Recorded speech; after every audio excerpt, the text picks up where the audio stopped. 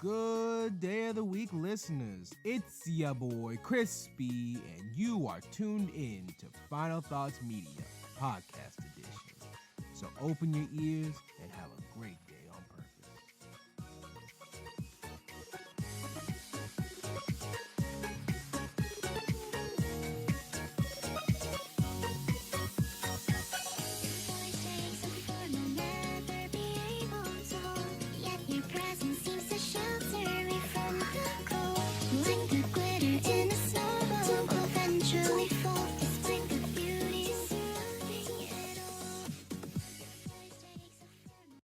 Okay, so we are back again watching the Proud Family Louder and Prouder. This episode is called Bad Influencer. It's said to be, sorry y'all, I changed some things on the Disney to TVMA, and so now it's kind of acting wonky. I am by myself today and probably will be for the foreseeable future. It's been a long week. I've got so much to talk about whenever I do the main podcast, but it's called Bad Influencer. Penny becomes an egotistical social influencer. So let's see how close this actually is to the actual thing. So far we're getting Penny being the kind of antagonist type of person in this show so far. And it's weird because it's not like she's a bad guy. She's just the opposite of everybody else currently, which, you know, kind of still gives it to the old show where she was the same. You know, she was different, but, you know, she found her way to stick in. The show's really putting it down that, you know, everybody has a voice, and all genders, all nationalities, all of everything, their own way of doing things. So not too mad at it. Like I said, it's very, very much saying, you know, you're unique and to express your uniqueness. And also, capitalism is crazy because you, again, can use a code to get a bottle of, I guess, concealer. I don't know what it was. From $35 to $34.99. And I know a lot of people that would do this. I know a lot of people that would fall for this. And it's sad. Man, these Proud Family parents, I swear, Oscar and Trudy are the most relatable characters. And I don't say that knowing exactly what parents go through, but I surely did just see them trying to canoodle on the couch, and they trying to do it before the kids come home, or they just put a kid down and trying to get some personal time in. That oh my goodness, that's crazy. We then just get a entire montage of Trudy and Oscar being Prince characters, and then having a family in the Prince universe. And man, this show really does do a lot. And it's funny because, you know, a lot of the things that we do as children or as teenagers or as adults, our parents did too. And they really made it clear, hey, you know, we did this as kids too. This is nothing new. Like everybody tries to imitate the popular and the, you know, trending at the time of whenever they were. We then get Penny saying one of the most relatable quotes of this generation. You really only need 3 likes in a video and, you know, the whole world knows you. I wish that were true, but it's not. But I get her point. It's like you really don't have to do much to be an influencer. And when you do try really hard, it's like, yo, you don't get that much, as I'm going to assume is going to happen whenever she puts up this video of her trying to clean Sugar Mama's dentures, which, by the way, give mad props. While she is a teenager and backsassing and whatever, she still respects her Sugar Mama. Like, that is something really big, and I'm glad that they kept it, is that, you know, there's a lot of respect for the elderly here. And I don't know how they're going to do it with the rest of the episodes, but even back in the original series, like, no one talked back to Sugar Mama. And even when Penny was talking back to parents and stuff, like, she still respected them. You know, honor thy mother and father, honor the elders and everything else. Yo, they just dissed Martha Stewart and Snoop Dogg. Gross Sisters come in saying, yo, his name is Snoop Dogg. Put some respect on his name. He is our cousin nephew. I don't understand how that works. I'm not trying to. Just know that it happened. And I don't know how to feel. Like, what do you mean? Oh, man, I guess I'm old. I guess technically I'm old. Yeah, what it is what it is, man. He produced their latest track, which they're selling for $20, $19.99. I love the fact that they're putting in that Penny is not just Penny, but the whole system now, the new, not new crave, but something that a lot of people enjoy is vinyls. And that while it may be old school, it's definitely a new school coming. And I love it because I really wish that I had a record player or something to play some things as well. But I digress. Who knows? I might get one soon if I can, get money. Get money and get this thing kind of started back up. Also, I love that they got the not youngest, but I think middle child's a gross sister. She still growls instead of talks. Like that was a nice touch because back in the old show she didn't talk either, but she did growl and make a lot of animal noises, and it was an interesting it was an interesting part of her character. Like, as much as it's quote unquote nothing, it's something. Like, it's part of her character, and I like it. Yo, so did I just see them pull out an Alexa, but they called her Rochelle? And Rochelle is dummy thick. Like, Fauci's. I don't know what they did, but. Oh my God, that was funny. Rochelle with the thickness, Alexa just skinny thick. Like, not skinny thick, but just like bored. That's crazy. I'd sneak in to your mama's house, turn the lights down low, and put on a switch or whatever it is. Yo, that's a move because I don't know many. I know a lot of people that sneak out, but I don't know a lot of people that be doing all that now. But at the end, I do know that be a thing. The father woke up, put on another CD, and then threw his narrow black behind, and that's how he said it, narrow black behind out. Just like Fresh Prince. That crazy. And now we got the Gross Sisters selling their track out of a refrigerator. That's cold. That's cool. That's cold. So now Penny is going through this whole thing of she's just making videos on just about anything that she can, whatever it is, and people are sending her stuff to review and to, use. And it's crazy that that's somehow like not accurate, but not too far away from accurate either. Because again, once you start putting stuff up and you start reviewing things and people start saying, hey, we would like you to use this so that way we can promote our stuff. You done good. You done good. And then they not brought back because Wizard was in the first episode, but they actually mentioned him a little bit more. Wizard Kelly and his sub business, I would assume, called Wizard Nova, and they sent her some clothes and then said I sent them a check, and the check reads, and I quote, paid to the order of Penny Proud, a whole lot of money. Memo, cash, signed Wizard Kelly, and the amount is $100, I believe, $1 million. That's insane. I would love to be looking at that many zeros. I'd be like, what do you need me to put on? Because I'm about to make it work. I'd be blowing a fuse just like Oscar. I'm like, I don't know how to feel about this. I don't know how to feel. But I know if it were me and I got the money, I would be like, yep, you know what? Whatever you need me to do, let's make this thing happen.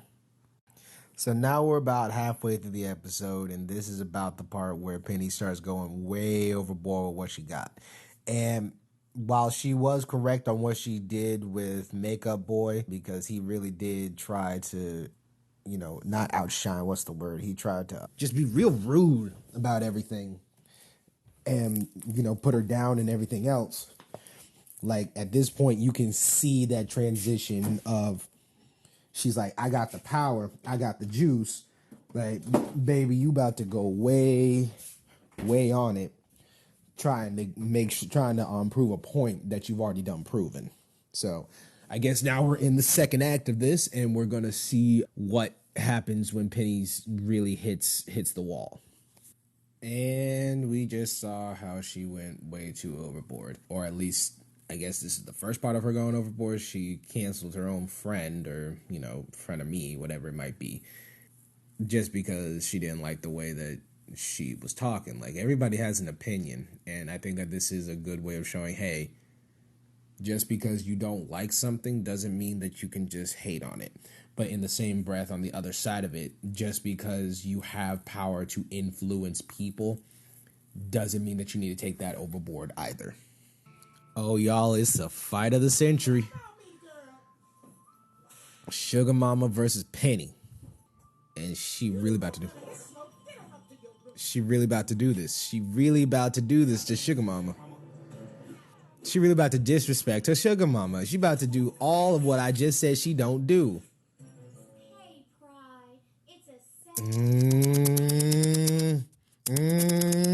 I don't know what's about to happen. Yo, and they brought back Dr. Payne. We gonna help you, Sugar Bear. We gotta get you down to 50 pounds so you can feel your toes. Oh my goodness.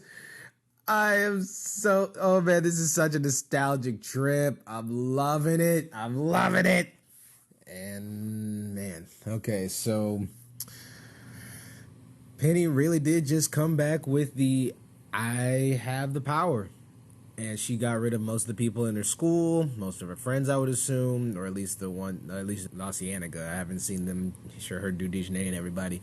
But then she did Sugar Mama, and it really does say a lot, because in this day and age, a lot of people are scared of their kids. Like, whether it be physically because they can't whoop them, or emotionally because there's so many diagnoses and they can't do much about it. Like, there are so many things that parents are scared of because they can't do anything with their kids. And, the older generation, just like Sugar Mom, was like, I ain't scared of them. You need to be disciplining that child. And come back and be like, yo, you need to stop tripping. And then they disrespect them and the parents don't do anything. Like, that's the day and age that we are in, and that's sad. Hightower's back, and everything's starting to get back to normal. We're in the last bit of it where Penny starts to actually learn her lesson. She woke up and she wasn't in the spotlight anymore. I don't know exactly what happened just yet, but definitely can see that this is that last bit of it. Yeah. So Maya just made a new video, and it canceled Penny essentially, about how she's a sellout too. And it's crazy that that's exactly how that thing goes. When one says one thing and another says another, it cancels out the other. It's insane. But they really did just put Uncle Ruckus on blast on this. This thing is a black culture marvel. And am I saying that the Boondocks is just for black people? No. I am literally saying that it is majority black and black culture. So, Black Marvel. I think they changed out Wizard's voice actor. I gotta check that, but I believe they didn't. I'm kind of sad because I did like the old Wizard Kelly voice actor. But I'm gonna do some research on that and get back to you guys in a second. So did a little digging and I was wrong. I guess it just sounds different to me. I don't know why, but hey, it is what it is. I swear that's the grandparents' slogan. You my grandbaby, you can do no wrong. But your parents, oh, that's a whole different story. That's funny. That's great. I love that. We're back again, like any other episodic show, back to normal at the end, and everything should be good. Penny's doing her apology tour, and we'll see how. Well, that was literally 2 seconds, and it didn't have anything else. She didn't really apologize to anybody else, but I guess she got her just desserts at school and with everybody else, and then apologized to her family. So this is that back to normal type thing. I like this episode. Final thoughts, final thoughts. It was a good episode. Very true to kind of how, 15 seconds in the limelight actually, or at least as far as I can tell. And, they had a lot of callbacks to Black culture, other shows, and it didn't really throw it down your throat still. Like, this is very much just a, hey, this is 2022, let's see what it do. And I'm liking it. I'm really liking it. So what would I give it? I'd give it good 8 out of 10. Definitely one of those. Is there a problem with it? Yeah, a little bit. Like, I didn't like the fact that the new character was just so buddy-buddy with them after the first episode, and there was really no kind of leeway into it. But that's just a small thing, I guess. And then, really, like I said, it was just kind of just a generic episode. It wasn't really anything to be like, wow, this is great, or this is something that talked a lot about a today problem. But it wasn't something that it's not something that I wouldn't watch again. So that's my final thoughts on it. Let's go into the next part of this. It has been a long road for the past, week and a half, almost 2. I'm going to assume that it's been at least 2. I got to get more consistent with this thing. But right now we're going to be reviewing. We just got finished with the Proud Family, so I'm going to start talking now about Helluva Boss, episode 6. And it was a doozy. Before I go into that, I got to tell you guys about my week. So it has been a long week. I have recently started to lose my job. And I say it that way because, again, I'm not actually fired, but in the same breath, I'm not exactly on board. They've kind of put me into a position where I no longer wish to be there, but also I can kind of tell that they no longer wish for me to be there. If you guys know me, which again, most of you don't because half of you aren't, actually in my life like that. But to know me, I'm not very much of a, what's a good word for this? I don't take change well. I'm a Taurus. I don't take change well. And so me trying to learn this new job and everything, like I said, what was it, the past 2 videos ago, whenever I was getting this new job, me learning it and kind of going with the process and this, that, and the other, I had a little bit of trouble. But on top of that, they were doing a lot of revamping. And honestly, it's looking like it's a revamp that does not include the people that were with them for this long period of time. And when I say this long period of time, I mean we went through COVID with them.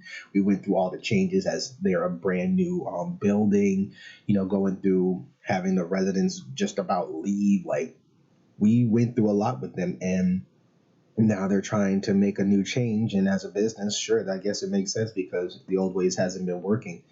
But they are pushing out the people that were here, that did stay and did do, instead of trying to push them up. And I'm not trying to defame them or anything or say anything bad about them. Again, as a company, they've been pretty good to me, honestly. They've been very good to me. It's just that this specific place has a lot of baggage with it, especially, again, we were going through a lot of change. We've been going through a lot of changes and going through the rigmaroles of just opening and then COVID and all this other stuff. And the people that were there, they understand that this was a lot of growing pains. And now it seems that they want to go into a different direction.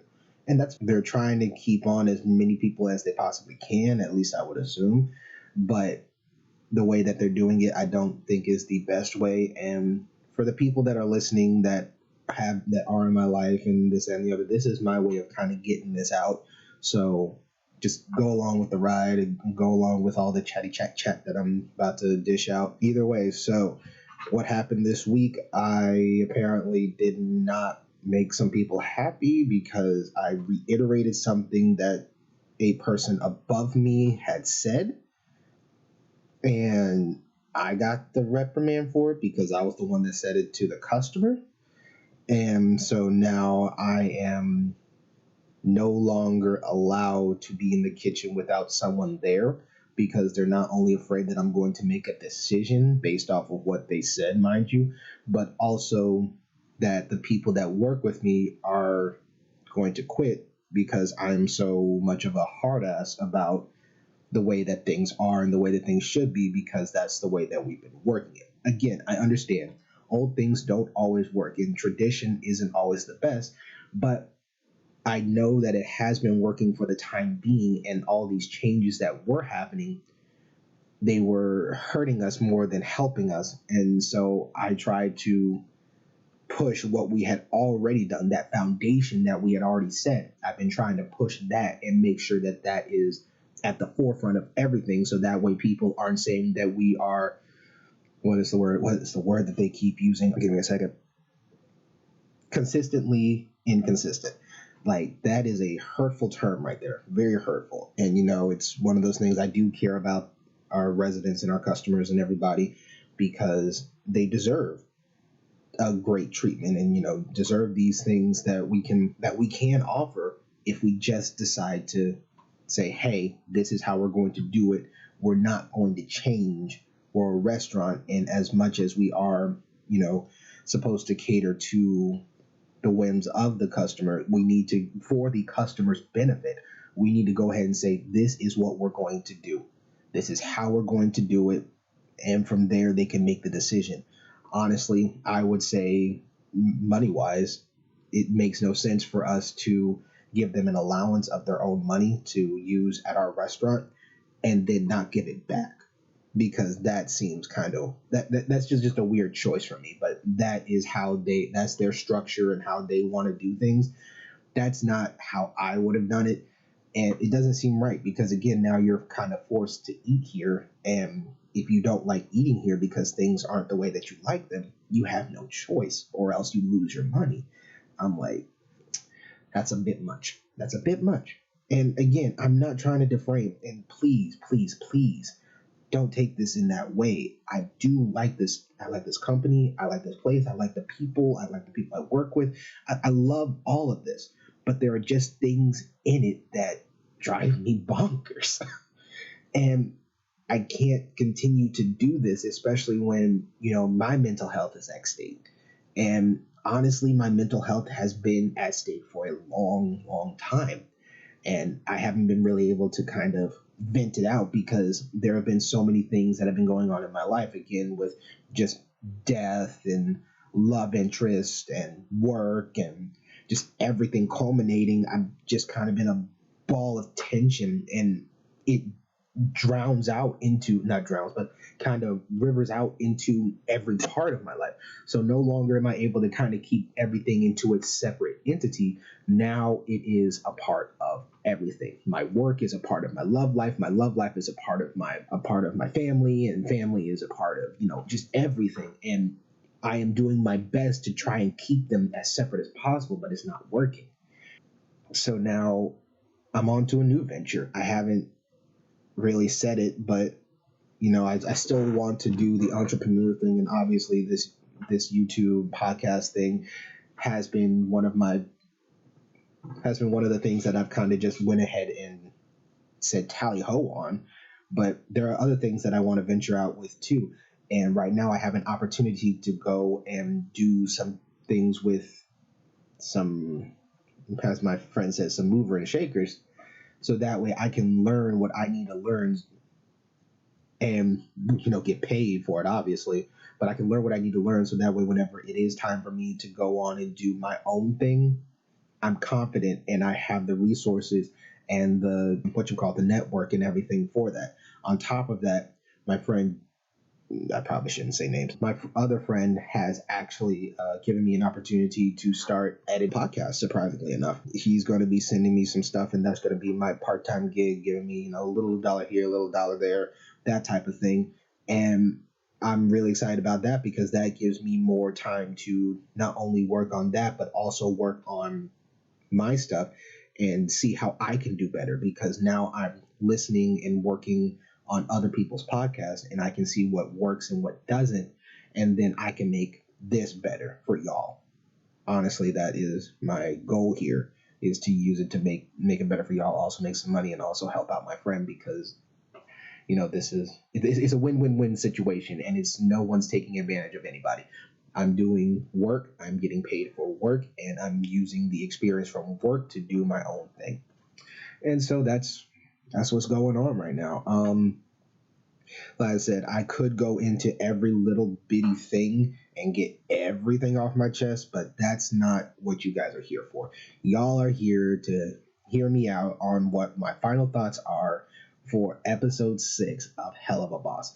And before we get into it, I'm going to say it's explicit. I'm using explicit terminology. Obviously, if you haven't listened to the past, 10 minutes of this, you will know I am using explicit terminology here. I have been spilling my guts, and now I'm about to say a bunch of things and use a bunch of clips from this episode, because this episode was amazing. Just amazing. All right, so let's get into it. All right, Helluva Boss is a 2020 VisiPop production. It is 22 minutes long and 28 seconds. Producers are VisiPop. It's created by Vivian Medrano, and then written by Vivian Medrano and Brandon Rogers. The cast is Brandon Rogers as Blitz, Richard Stephen Horvitz as Moxie, Vivian Nixon as Millie, Erica Linebeck as Luna, Bryce Pinkham as Stolas. Additional voices are Michael Romeo Ryoko. I'm sorry if I'm butchering your names. I'm so sorry. Ryoko as Agent 1 and Erica Luttrell as Agent. It is described as follow Blitz as he attempts to run a startup killing company in a very competitive market, along with his weapon specialist Moxie, his powerhouse Millie, and his receptionist Hellhound Luna. With the help of an ancient book obtained by one of the princes of Hell, they manage to make their work possible, and together they attempt to survive each other while trying to keep their business afloat. So, as we start this apparently isn't the last episode of the series. I was just very, very late on it. There is at least 2 more episodes after this. So, yay, Helluva Boss has made the cut, and I cannot wait for the next couple of episodes. Man, it's been 20-something days since my last review of them, and I'm glad to finally be at this episode, because it has been pulling up on my YouTube feed for so long, and I've just been like, I can't watch it yet. That's what I'm like with the Proud Family. I'm like, I really want to just watch everything that the Proud Family has to offer, and I can't yet. I can't, because I gotta wait until we get to reviewing it. So we start out with these Men in Black characters watching Blitz and crew's shenanigans throughout the other past episodes. As they just finished the job, they are ambushed by these Men in Black characters, leaving Moxie and Blitz to be captured.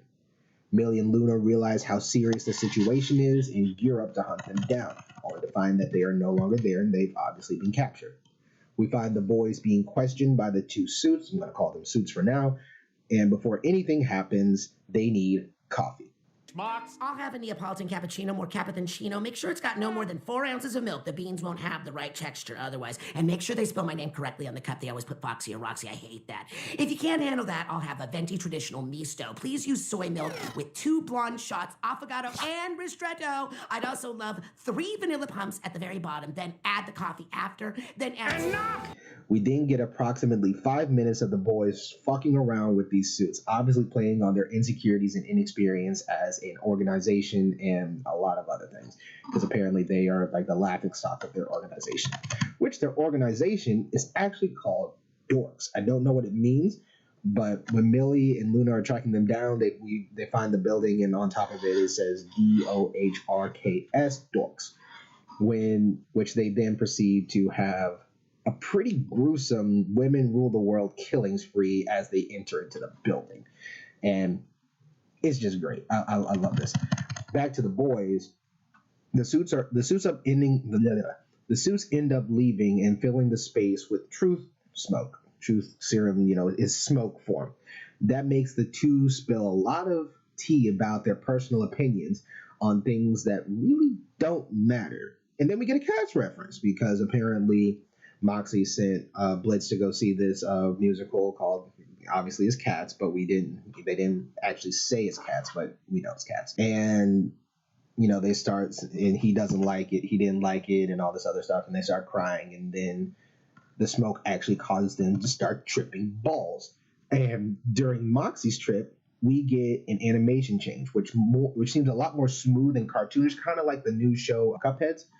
And I really do like it. But he's in this musical, and it pairs so well with him because he's kind of a singer, and this was obviously just a play off of the fact that he had sent Blitz to the musical, and he liked musicals and stuff like that. Blitz's trip is more grunge and a little bit more LSD type of stereotype. That if that makes any sense. It's interesting that Moxie's high allows him to voice his opinion, as more often than not he is hiding his feelings or trying to be more respectful towards the people around him. While Blitz is seeing his own demons, his lack of intimacy, and he wants more intimacy, he wants stability, realizing that he's a shit person, even from hell standards, that whole thing. They go through a quick session after the smoke clears. They go through a quick session of mutual understanding and talking, saying, hey, you're doing a good job, and, we're going to be okay. This is until the girls barge in and set them free. And then we get another treat of them just killing everybody in the building. Just everybody in the building except for like the two, person one and agent one and agent two. We actually have never seen Luna fight. And this was, it was, just to say, a treat. Just great. It was so good. It was so good. Man, just the carnage and the teamwork. As much as it looks like they've been kind of just winging it, I can tell that they've been practicing. They have some chemistry, and so this actually works out for them very well. Unfortunately, as most stories go, they were unable to escape. But oh my gosh, did Vizzy Pop show out on this one. Daddy stole us to the rescue, and just yes, he comes in like nothing I've ever seen, truly showing off his true power, or at least his intimidation skills, because they did it up on this one. I cannot tell you guys enough. Stolas then pretty much reprimands them at the end for being caught and to be more careful. He says that luckily the people of this world don't really believe the people who believe in demons, because they call them kooks and whatever and stuff like that. And honestly, I love Stolas. He's their benefactor, and he is just one hell of a boss. Dave Drop. He makes sure that they do things on their own, gives them the tools to succeed, and if anything goes wrong, he's there for them. It's crazy the amount of respect that I have for this man, but I really do. Again, he's just great. And then we get... Am I going to get any thank you for the rescue, Bitsy? Well, I suppose you should. Want me to fuck your brains out tonight? Very much so. All right, but you're keeping quiet or I'm using those bear traps. Oh, please do.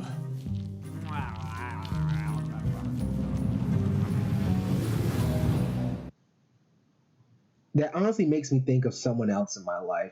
No bear traps, but it's hitting home, and if she actually starts listening to my podcast, you know what we talk about. Unfortunately, at the end, we find out that the suits got video evidence of what happened, and that this will probably be a problem for them in the very near future. All right, so my final thoughts on this. I am giving this an 8.5 out of 10. Why am I giving it this? It's because it's a very fast-paced episode. And personally, I don't like fast-paced episodes. Again, they pushed a lot of things very quickly. And I'm kind of like, y'all could have just taken your time. And mind you, they did take the time at the end. But at the beginning and kind of in the middle, it was just like, let's go. And sorry for my phone in the background, excuse all that. The jokes didn't really hit either. Again, the ones that I put up here did hit, and I like them, but it's really those that kind of made the episode. But this episode wasn't a funny episode, and that's something that I do expect from them, and they tried. I'm not. it's just my final thoughts. I love this episode. This took about 3 months to come out, and it's about the same time that it took for me to actually get to it, but it was worth it. It was worth every minute of waiting. The animation was top notch. The fight scenes were epic. Stolas gave me goosebumps. And again, like, this didn't add to the story a lot, but it was a crap ton of character development. And that seems, honestly, I give it that high. I'm giving it this high, and I really want to give it a 9, but just because of the fast pace and the jokes, I can't. But this episode was really good, and I really loved watching it, as I do all the episodes, but just this one in particular, I thought was really good. And I'm glad that they took the time to make sure that everything flowed correctly, and the animation, I could not imagine the amount of time it took for them to do all of these scenes and everything else. Like, it's just mind-blowing. But I think that character development is a lot more, it has its place. And at this point, okay, person out there doing horn things, don't understand. But at this point, I think that the character development of the story is better, because I can only imagine what they're going to do in season 2. I think that's going to be more story driven, as this was kind of setting the tone for what Helluva Boss was. Now, I've been looking at a lot of other VisiPop stuff and seeing that they're doing stuff for Has Been Hotel. And to VisiPop, I understand that you guys are working very hard, and I get this, but your fans desperately want Has Been Hotel. Please, we just want to see a little bit more. And you guys give us little things like, here's the character thing, and we're changing this and that, but where is the show? Maybe I'm missing it. Maybe it's on something else that I just don't know. If it is, I have been missing out, but that means that I get to review that after Helluva Boss. I'm just speculating, but man, we just want to see all of this, because VisiPop does great work. All right, y'all. But that's the end of my rant, and those are my final thoughts on all of this. It's been a long week, y'all, but everything's getting better. Things are getting better. God doesn't close a door to not open one either. That made no sense. Y'all get what I'm saying. There's going to be a door open, and I'm going to walk through it. And things are going to get better. Things are going to maybe not be the easiest, but they are definitely going to get better. And I'm going to be able to have the lifestyle that he wants for me and that I believe I deserve. I can't wait to see what happens. I'll see y'all on the next episode.